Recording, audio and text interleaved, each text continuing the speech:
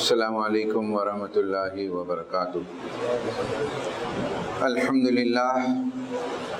للہ رب العالمین، والصلاة والسلام علی رسولہ الامین وآلہ واصحابہ اجمعین، اما بعد فاعوذ باللہ من الشیطان الرجیم، بسم اللہ الرحمن الرحیم۔ فَإِذَا خَزَيْتُم مَّنَاسِكَكُمْ فَاذْكُرُوا اللَّهَ كَذِكْرِكُمْ آبَاءَكُمْ أَوْ أَشَدُّ ذِكْرًا وَمِنَ النَّاسِ مَن يَقُولُ رَبَّنَا آتِنَا فِي الدُّنْيَا وَمَا لَهُ فِي الْآخِرَةِ مِنْ خَلَاقٍ وَمِنْهُم مَّن يَقُولُ رَبَّنَا آتِنَا فِي الدُّنْيَا حَسَنَةً وَفِي الْآخِرَةِ حَسَنَةً وَقِنَا عَذَابَ النَّارِ اولئک لہم نصیب مما کسبوا واللہ سریع الحساب۔ صدق اللہ العلی العظیم۔ رب اشرح لی صدری ویسر لی امری واحلل عقدۃ من لسانی یفقہوا قولی۔ رب یسر ولا تعسر وتمم بالخیر۔ سبحانک لا علم لنا الا ما علمتنا انک انت العلیم الحکیم۔ برادران اسلام، محترم بزرگوں، دوستو، اللہ تبارک و تعالیٰ کا احسان عظیم ہے کہ اللہ تعالیٰ ہم کو بابرکت مقدس اللہ کی طرف رجوع ہو کر اپنے گناہوں کے معاف مانگنے کے دن ہمیں نصیب کیا ہے۔ اور آپ جانتے ہیں کہ دنیا کے ہر کونے سے اللہ کے بندے جو ہے حج ادا کرنے کے لیے مقدس مقامات کو پہنچ رہے ہیں۔ ہم اللہ سے دعا کریں کہ اللہ تعالیٰ ان کے سفر کو آسان فرمائے، ان کے حج کے تمام ارکان کو قبولیت کے ساتھ حج مبرور فرمائے اور خیر خیریت اور سلامتی کے ساتھ اللہ تعالیٰ اپنے ان کے وطنوں کو واپس لائے۔ ہمارے لیے بھی یہاں کے دن بڑے اہم ہوتے ہیں۔ ان دنوں میں بہت سارے ایکٹیویٹیز ہیں جو اللہ نے ہمیں کرنے کا حکم دیا ہے۔ سب سے پہلی چیز حج جو ہوتا ہے، جن کے اوپر فرض ہے، وہ جاتے ہیں، اپنے ارکان کو ادا کرتے ہیں۔ اختصار کے ساتھ یہ سمجھ لیجیے کہ حج کا کیا مقصد ہے، حج کا کیا پیغام، کیا میسیج۔ سب سے پہلی چیز، حج کا پیغام انسانی مساوات کا عظیم منظر، ایکوالٹی اسلام جو کہتا ہے، مساوات۔ ہر آدمی اپنے ملک میں بادشاہ ہو سکتا ہے، غریب بھی ہو سکتا ہے، جس کی زبان الگ، جس کے رنگ الگ، جس کے الگ قبیلے ہوتے ہیں، لیکن سارے لوگ ایک ہی ڈریس کے اندر اللہ کے دربار میں حاضر ہوتے ہیں۔ یہ مساوات، سب ایکول ہے انسان، اللہ کے نگاہ میں سب انسان، رنگ، نسل، زبان، قوم، طاقت، یہ کوئی معیار نہیں ہے۔ نمبر ایک پیغام۔ دوسرا پیغام، میدان حشر کا جو منظر ہے، ایک چھوٹا سا منظر میدان عرفات کو بتایا گیا ہے۔ سارے لوگ پراگندہ حال، اپنے اپنے اس میں سفر میں تھکے ہوئے، مختلف قسم کی ہے، ایک چھوٹا سا منظر ہوتا ہے کہ قیامت کے دن یہ حال ہونے والا۔ تیسرا، مردوں کے ساتھ عورتوں کو بھی اللہ تعالیٰ نے حج کا احکام کو ادا کرنے کا موقع دیا ہے، اور یہ بات واضح ہونی چاہیے کہ اللہ تعالیٰ نے مردوں کے برابر عورتوں کے بھی حقوق کو برابر رکھا، بیلنس رکھا ہے، ان کے حقوق کو دیا ہے۔ چوتھی چیز، خانہ کعبہ کا طواف یہ پیغام دیتا ہے، ہمارا خالق مالک ایک ہی ہے، وہی پالنے والا ہے، وہی ساری کائنات کو چلاتا ہے، ہم پورے ایک دن مر جائیں گے، اسی کے سامنے حاضر ہوں گے۔ پانچواں پیغام یہ ہے، شیطان اس منظر کو دیکھ کر پریشان ہوتا ہے اور اعلان کرتے ہیں، ہم شیطان کے چالوں میں آنے والے نہیں ہیں، شیطان کا راستہ اختیار کرنے والا ناکام ہوتا ہے، اللہ کا وحدت کا راستہ اختیار کرنے والا بھی کامیاب ہوتا ہے۔ چھٹی چیز دنیا اور آخرت کی کامیابی جس چیز سے ہوتی ہے، پورے ان دنوں کے اندر پورے سیرت ابراہیم کو بھی سامنے رکھیں، جد و جہد، اسٹرگل، کوشش، ہر قسم کی قربانیاں، جب تک اپنی زندگی میں قربانیاں نہ دیں اپنے صحیح مقصد کو حاصل نہیں پہنچیں گے۔ ساتویں چیز اللہ سے التجا کرنے کا موسم، اللہ سے گر گرانے کا، اپنے مطالبات کو منوانے کا، اپنے غلطیوں کو معافی کر لینے کا ایک موسم ہوتا ہے۔ اسی طریقے سے یہ حج کے جو ذی الحجہ کا موسم ہے۔ آٹھویں چیز، ایک مومن پوری زندگی اللہ کی فرمان برداری میں گزارتا ہے، اس کی نافرمانی سے ہمیشہ بچتا ہے۔ نویں چیز، اللہ کی رضا، اس کی خوشنودی کا حصول کے لیے آدمی ہر قسم کی جد و جہد کرتا ہے، قربانیاں دیتا ہے، اسٹرگل کرتا ہے کہ کوئی وہ ہو جائے میرا رب میرے سے راضی ہو جائے۔ اور 10ویں چیز، اپنی زندگی کے مختلف پہلوں میں حضرت ابراہیم علیہ السلام کے کیریکٹر، اخلاق کو اپنانے کی کوشش کریں۔ یہ حج کے پیغام ہے۔ میں نے 3 آیتیں سورہ بقرہ کی پڑھی ہیں، تلاوت کی ہیں، اس میں ایک مقصد بیان کیا گیا ہے، 200، 201، 202۔ پہلی آیت میں کہا گیا ہے کہ فَإِذَا خَزَيْتُم مَنَاسِكَكُمْ فَاذْكُرُوا اللَّهَ، جو حج کو جاتے ہیں یا حج سے واپس آ جاتے ہیں ایک مقصد لے کر آتے ہیں کہ زندگی کا، جیسا حج کو جاتے ہیں تو حدیث میں آتا ہے کہ اس کے گناہ دھل جاتے ہیں، واپس آتے ہیں۔ اس کے بعد اللہ تعالیٰ نے حکم دیا ہے ان کو کہ اللہ کو ایسے ہی یاد کرو جیسے اپنے بچوں کو یاد کرتے ہیں، اس سے زیادہ یاد کرو۔ پھر اس میں 2 کیٹیگری بیان کی گئی۔ کچھ لوگ تو ایسے ہیں، رب ومن الناس، لوگوں میں سے کچھ لوگ ہیں، من یقول ربنا آتنا وما له فی الآخرہ من خلاق، صرف اللہ سے دنیا مانگتے، دنیا کی شہرت ہو، عزت ہو، دولت ہو، سب کچھ ہو، جب مانگتے ہیں تو اللہ تعالیٰ کے خزانے میں کوئی کمی نہیں، اللہ تعالیٰ دے دیتا ہے، آخرت میں کوئی حصہ نہیں ہوگا۔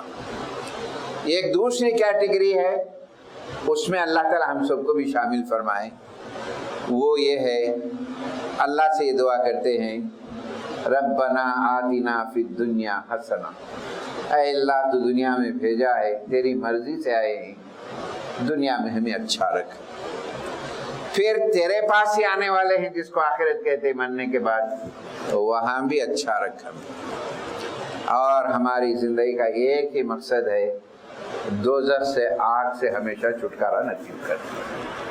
یہ بڑی پیاری جامع دعا ہے، اس کو کرنا چاہیے۔ پھر اس کے بعد قرآن میں 2 جگہوں پہ بات آئی ہے کہ وَاذْكُرُوا اللَّهَ فِي أَيَّامٍ مَعْدُودَاتٍ، دیکھو کچھ دن ہے، مخصوص دن ہے، پرٹیکولر دن نہیں، وہ اللہ نے ہمیں زندگی میں دیا ہے، کچھ موقع دے دیتا ہے، کچھ سنہری موقع دے دیتا ہے، ان دنوں میں کثرت سے اللہ کو یاد کرو، زیادہ رجوع ہو جاؤ، تھوڑا مطالبہ کرو اللہ سے۔ ایام معدودات سے مفسرین لکھا ہے 9 تاریخ سے لے کے 13 تاریخ تک، عرفے کا دن 9، 10، 11، 12، 13، حج قربانی کے دن، ان دنوں کے اندر کثرت سے اللہ کو یاد کریں۔ اللہ کو یاد کرنے کے کئی طریقے ہیں، اس میں بہترین طریقہ تیسرا کلمہ پڑھے ہوئے، سبحان اللہ والحمد للہ لا الہ الا اللہ واللہ اکبر ولا حول ولا قوت، جس میں تکبیر بھی ہے، تسبیح بھی ہے، تمہید بھی ہے، تحلیل بھی ہے، سب چیزیں ایک ہی جگہ جمع ہو گئی، اللہ کی تعریف بھی ہوتی ہے، تسبیح بھی ہوتی ہے، تکبیر بھی ہوتی ہے، کثرت سے چلتے پھرتے پڑھتے رہیے، یہ یاد کرو اللہ۔ پھر ایک اور جگہ سورہ حج کے اندر آیا ہے فَاذْكُرْ وَيَذْكُرْ اسْمَ اللَّهِ فِي أَيَّامٍ مَعْلُومَاتٍ، وہاں معدودات آیا تھا، پرٹیکولر دن، یا معلومات آیا ہے، حج کی آیت ہے، آیت نمبر 28، اس میں اللہ تعالیٰ نے کہا کہ کچھ مخصوص دن ہیں، ان میں بھی کچھ مخصوص دن، اس میں زیادہ اللہ کو یاد کرو. وہ مخصوص دن کیا ہیں؟ ذی الحجہ کی 10ویں تاریخ، 11ویں تاریخ، 12ویں تاریخ اور عرفہ بھی. پہلے کچھ دن 10 دن ہیں، یہ پورے 1 سے لے کے 13 تک بھی ہے. پھر اس میں اور مخصوص طریقہ عرفہ کا دن ہے. پھر اور مخصوص طریقے سے دیکھا جائے تو حج اور حج کے بعد کے 2 دن. اس میں زیادہ سے زیادہ اللہ کو یاد کرو. پھر اس کے بعد ان دنوں میں سب سے اہم ترین دن جو ہے وہ عرفے کا دن ہے. عرفے کا دن بہت اہم ترین دن ہے. حدیث میں آتا ہے ما من یوم افضل عند اللہ من یوم العرفہ. سارے دنوں میں اللہ کو جو پسندیدہ دن ہے، برکت والا دن ہے، فضیلت والا دن ہے، وہ عرفے کا دن. عرفے کے دن اللہ تعالیٰ آسمانی دنیا پہ آتے ہیں، یہ بڑے مجمع کو دیکھتے ہیں. اللہ تعالیٰ فرشتوں کے سامنے فخر سے محسوس کرتے ہیں، یہ میرے بندے کہاں کہاں سے دور دراز سے سفر کی مشقتیں سو برداشت کر کے گرد غبار میں مجھے یاد کرنے آئے، مجھے یاد کرنے آئے. وہ ایک عجیب منظر ہوتا ہے. وہاں ہمارے ساتھی، ہمارے بھائی بہن، رشتہ دار محنت کر رہے ہیں عرفہ کے دنوں میں. ہمارے لیے یہ حکم دیا گیا ہے ان کی یاد میں، اس منظر میں 9 عرفے کے دن، عرفے کا دن یاد رکھیے، عرفے کے دن روزہ رکھو. آپ عرفے کے دن روزہ رکھنے کا حدیث میں آتا ہے یکفر السنۃ الماضیہ والباقیہ، مسلم کی روایت. عرفے کے دن روزہ رکھنے سے اللہ تعالیٰ سال کے پچھلے گناہ معاف کر دیتے ہیں. اللہ تعالیٰ توفیق یہ دیتے ہیں کہ آنے والا سال ہمیں بڑے بڑے گناہوں کی طرف نہ جائے. ایک روزہ. اب یہاں جھگڑے شروع ہوتے ہیں، عرفہ وہاں ہے یہاں 9 ہے، ویسا نہیں ہے. عرفے کا جو دن ہے وہ روزہ رکھیے. یہاں کے حساب سے 9 تاریخ کو ایک روزہ رکھ لیجئے، 2 روزے رکھ لیجئے، جھگڑا ہی ختم ہو گیا. عرفے کے دن کو فضیلت دی گئی. عرفہ کا وقت ہے نا، عرفہ ایک ہی دن ہوتا، اس دن روزہ رکھیے. 90ویں تاریخ چونکہ ہمارے حساب سے ہوتی ہے، 90ویں تاریخ کو بھی ایک روزہ یہاں رکھ لیجئے. یہ بڑی فضیلت کا روزہ ہے. پھر اس کے بعد جو ہے چونکہ کئی ٹاپک ایک وقت جمع ہو جاتے ہیں، بار بار تو تھوڑی تھوڑی باتیں کرنا پڑتا ہے. قربانی. قربانی کیا ہے؟ ایثار، دوسروں کی مدد، دوسروں کی تکلیف کو دور کرنا. قربانی کا کیا مطلب ہے؟ جانور کا نہیں ہے. قربانی کے معنی ہے ایثار، اپنے آپ کو دوسروں کو ترجیح دینا، اپنے آپ کو برداشت کرنا. وقت کی قربانی ہوتی ہے، نفس کی قربانی ہوتی ہے، ایثار ہوتی ہے. اور یہ جو گوشت کا معاملہ ہے وہ الگ ہے. اللہ تعالیٰ نے سورہ حج میں فرمایا لَن يَنَالَ اللَّهُ لُحُومُهَا وَلَا دِمَاؤُهَا. اللہ کو یہ خون، یہ گوشت، اس کی ضرورت نہیں ہے، اللہ نہیں چاہتا. وَلَٰكِن يَنَالُ التَّقْوَىٰ مِنكُمْ. اللہ تعالیٰ تمہارے دلوں میں پرہیزگاری کتنی ہے، اللہ سے قریب ہونے کا جذبہ کتنا ہے، گناہوں سے معاف کر لینے کا جذبہ کتنا ہے، یہ دیکھنا چاہتے ہیں. یہ قربانی کا پرپس. پھر اس کے بعد جو ہے قربانی میں حدیث میں آتا ہے ما عمل ابن آدم من عمل یوم النحر یوم القیامہ احب الی اللہ من احراق الدم. دنوں میں یہ بھی بڑی فضیلت ہے کہ عید کا دن جو ہوتا ہے ذی الحجہ کی 10ویں تاریخ کو، قربانی جو ہوتی ہے اللہ کو بڑی پسند ہے. جانور کی جو قربانی دی جاتی ہے اس کا خون زمین پہ گرنے نہیں پاتا. جس کے نام سے قربانی دی جاتی ہے اللہ تعالیٰ اس کے سارے گناہوں کو معاف کر دیتا ہے. گناہوں اتنے ہوتے انسان کے کاؤنٹ نہیں کر سکتا. کتنے گناہ بڑے بھی ہو جاتے، چھوٹے بھی ہوتے، شعوری ہوتے، غیر شعوری ہوتے، گر نہیں سکتا. اللہ تعالیٰ کی بھی رحمت دیکھیے، کتنے بھی بڑے گناہ کتنے بھی ہو اللہ معاف کرنے کے لیے طرح ہے. قربانی کے جانور سے بعض وقت آتا ہے کہ حدیثوں میں جانور کے جسم پر جتنے بال ہیں اتنے نیکیاں بھی ملے گی، اتنی گناہ بھی ملے گی. کتنا بڑا مرتبہ ہے. ایک حدیث میں زید ابن ارقم رضی اللہ تعالیٰ عنہ سے روایت ہے صحابہ نے پوچھا نبی کریم صلی اللہ علیہ وسلم سے ما ہذہ الاضحی، اے اللہ کے رسول یہ کیا ہے جانوروں کی قربانی کرنا، کیا ہے، ہمارے لیے کیا فائدہ ہے اس سے؟ نبی کریم صلی اللہ علیہ وسلم نے جو پیغام دیا وہ یہ ہے، قال رسول اللہ صلی اللہ علیہ وسلم سنت ابیکم ابراہیم، یہ حضرت ابراہیم ہمارے دادا کی سنت کو زندہ کرنا ہے، وما لنا، ہمارے لیے کیا ہے، ہمارے لیے کیا ہے اس؟ نبی کریم صلی اللہ علیہ وسلم نے فرمایا بکل شعر حسنہ، جانور کے ہر بال کے بدلے میں تمہیں یہ قربانی ثواب دیتا ہے اللہ تعالیٰ، یہ ہے مقصد قربانی۔ اب اس میں جو چیزیں ہیں اس میں اختلافات کی کوئی یہ نہیں ہے۔ مقاصد کیا ہیں، قربانی کے پرپس کیا ہیں؟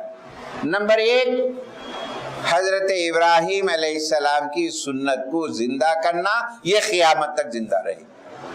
سورہ صافات پڑھیے جس میں انبیاء کی تعریف کر کے ان کا ذکر آ گیا، اور اس میں انبیاء کو سلام بھیجا اللہ تعالیٰ نے، سلام علی ابراہیم، سلام علی نوح، سلام علی یاسین، سب کو ہے۔ وہاں حضرت ابراہیم علیہ السلام جو ایک عمر کے بعد بچہ پیدا ہو اور قربانی دیتے ہیں اور تیار ہوتے ہیں، اور اس کو اللہ تعالیٰ نے اتنا پسند کیا، وَتَرَكْنَا فِي الْآخِرِينَ، اے ابراہیم تمہارا یہ قربانی، یہ مقام، یہ مرتبہ ہم اتنا پسند آ گیا، قیامت تک کے لیے زندہ رکھیں گے۔ یہ سنت کو زندہ رکھنا ہے۔ پھر اس کے بعد دوسرا کیا ہے، اللہ کا تقرب حاصل کرنا قربانی کے ذریعے۔ نمبر 3 خدا کی نعمتوں کی شکر گزاری کرنا۔ اللہ تعالیٰ ایسا قانون نہیں بتایا کہ تمہارا جو پہلا بچہ ہوتا ہے اسے اللہ کے راہ میں قربانی کر دو، اس کے عوض میں اللہ نے جانور کی قربانی کا حکم دیا۔ یہ اللہ کی کتنی بڑی نعمت ہے، اس کی شکر گزاری۔ نمبر 4 رشتے ناتوں کے تعلقات کو قائم رکھنا، اور نمبر 5 قربانی غریبوں کا بھی خیال کرنا ہے، اور ان باتوں کا خاص خیال رکھیں ان دنوں۔ نمبر 1 قربانی کا ایک وقت مقرر ہے، نماز ہو، نماز کے بعد قربانی ہوئی، نماز سے پہلے جب بھی آپ نماز پڑھتے ہیں نماز کے بعد قربانی دی جائے، نماز سے پہلے ایسی صدقے کے حساب میں آتا ہے، اس کا پہلی شرط ہے کہ نماز کے بعد قربانی دی جائے۔ دوسری شرط قربانی کا جانور اچھا ہو، جیسا ہم گوشت دوسرے دنوں میں اچھا ہو، کولا ہو، مزے کا ہو، وہی قربانی کے لیے کریں ہم۔ تیسری چیز قربانی ہر سال ہونا چاہیے، ہر سال۔ بھائی لاسٹ سال دے دیے ہیں، اس سال کیوں نہیں، یہ حالات خراب ہے، مہنگائی ہے، یہ کوئی ریزنز نہیں۔ اور ہر سال قربانی ہو، اور قربانی کا نعم البدل بھی نہیں ہے، یاد رکھیے۔ بھائی حالات اتنے خراب ہو چکے ہیں، غربت زیادہ ہو گئی، مہنگائی خراب، وہ قربانی کے پیسے کسی اور کو بانٹیں گے، یہ نہیں چلے گا، یہ اس کا کوئی نعم البدل نہیں ہے۔ اس کا پرپس زندہ رکھنا ہے سنت، قربانی کا کوئی نعم البدل نہیں۔ پھر اس کے بعد قربانی کی دعا کے تعلق سے کوئی پریشانی اٹھانے کی ضرورت نہیں۔ جانور ذبح کر رہے، خون جا رہا، اے اللہ میری اس قربانی کو تو قبول فرما لے، جیسا کہ تو نے ابراہیم اور نبی حسن کی قربانی کو پسند کر لیا۔ بس سمپل دعا ہے، ڈھونڈنے کی ضرورت نہیں، کتابیں پڑھنے کی ضرورت نہیں، سمپل کا نیت قربانی، میری قربانی کو تو قبول فرما لے۔ پھر اس کے بعد گوشت کی تقسیم، سب کو زیادہ لوگوں کو بانٹیں۔ اور 7ویں چیز دوسروں کے جذبات کا احترام رکھیں۔ جس ملک پہ ہم رہتے ہیں دن بدن حالات ہمارے خراب ہوتے جا رہے ہیں، اور جتنے بھی خراب ہو مایوس ہونے کی ضرورت نہیں ہے، ڈرنے کی ضرورت نہیں ہے، لیکن ہمارا فریضہ یہ ہے ہماری وجہ سے کسی کو تکلیف نہ پہنچے۔ خاص کر فلیٹوں میں جو رہتے ہیں، غیر مسلم بھی رہتے ہیں، کسی کو پسند نہیں آتا ہے، ان کے جذبات کا احترام کرنا وہ بھی بڑا ثواب ہے، یاد رکھیں۔ اور دوسری چیز کیا ہے، قربانی کے دنوں میں صفائی کا ہمارے پاس خیال نہیں رہتا۔ بڑی دکھ کی بات، غیر مسلم وہی نوٹ کرتے بھئی کیا گندگیاں ہیں یہ لوگ، ہمارے گھر کے سامنے سے گندگی چلے گی، بس دوسرے کے سامنے کچھ بھی ہو جاؤ، کیا بھی۔ سب سے پہلی چیز سمجھیے خدا کے لیے یہ کیا میسج دے رہے ہیں ہم دنیا کو, کیا میسج دے رہے ہیں دوسرے قوموں کو, صفائی کا. اور آپ حدیث سنتے ہیں جنتے ہیں, الطہور شطر الایمان نصف الایمان, آدھا ایمان صفائی میں ہے, صفائی ہی اسلام کا حصہ ہے. اور بقرعید کے دن دیکھ لو, دوسروں کا ہم خیال نہیں رکھتے, ہم جذبات کا احترام کرتے نہیں. ہم اس واسطے جو ہے ہمارے کیریکٹر, ہمارے اخلاق و عادات غیر قوموں کے سامنے ایسے ہو کہ کسی کو تکلیف دینا, ہمارا مذہب کسی کو تکلیف دینے والا نہیں. جذبات کا احترام, خاص کر ان حالات میں جو نازک حالات سے گزر رہے ہیں, ان میں کسی قسم کا جو ہے وہ لوگوں کو ہم موقع نہ دیں. پھر اس کے بعد امن قائم رکھیں, آنے والے نسلوں کو جو ہے پیغام دیں. اور سیرت ابراہیم کے کئی پہلو ہیں, کئی پہلو نوجوانوں میں بھی ہے, عورتوں میں بھی ہے, بچوں میں بھی ہے. یہ آج کے جن حالات سے ہم گزر رہے ہیں, ملک کے جو حالات جو خراب سے خراب گزر رہے ہیں, جو تعصب بڑھتا جا رہا ہے, نفرت پھیلا جا رہا ہے, ان حالات پہ حضرت ابراہیم کے اسوے کو اجاگر کریے. یہی حالات اس دور میں بھی تھے, اس زمانے میں بھی تھے, اس وقت بھی تھے. کیسا فیس کیا, کیا باتوں سے لڑائی جھگڑے ہوئے, کچھ فیس کیا. اللہ کی ذات پہ بھروسہ تھا, کام کرتے رہے, لوگوں کو سمجھاتے رہے, دین کا پیغام دیتے رہے, اور اللہ کی برابر آتی رہی. اللہ کے احکام, یہ بعض اللہ کی طرف سے اچھے موقع مسلمانوں کو ملتے ہیں. یہ اللہ کی طرف سے یہ حکومت جو آئی ہے, یہ ہمارے لیے رحمت بھی ہے کہ ہم سوئے ہوئے تھے, غفلت تھی ہمارے اندر, بیداری نہیں تھی, ہم اپنے آپ کو ہی نہیں پہچانتے تھے. اب مجبور ہوئے کہ ہم پہچاننے میں اپنے آپ کو. یہ بعض شر جو ہوتا ہے وہ خیر کا پہلو بھی ہوتا ہے, جہاں شر ہوتا ہے وہاں خیر کا پہلو بھی ہوتا ہے. یہ اچھے موقع ہیں, اپنے آپ کو ہم پیش کریں, اپنا مورل بنائیں, پیش کریں نوجوانوں میں, سب کے اندر, غیر مذہب کے اندر اطمینان کریں. یہ چند باتیں ہیں. اللہ تعالیٰ سے میں دعا کرتا ہوں اللہ تعالیٰ ان باتوں پہ ہمیں عمل کرنے کی توفیق نصیب فرمائے, اور امن کے ساتھ, خوشحالی کے ساتھ, سارے برادران وطن کے ساتھ ہمارا اسوہ ابراہیم کو اچھے طریقے سے پیش کرنے کی توفیق نصیب فرمائے. آمین. واخر الحمدللہ رب العالمین.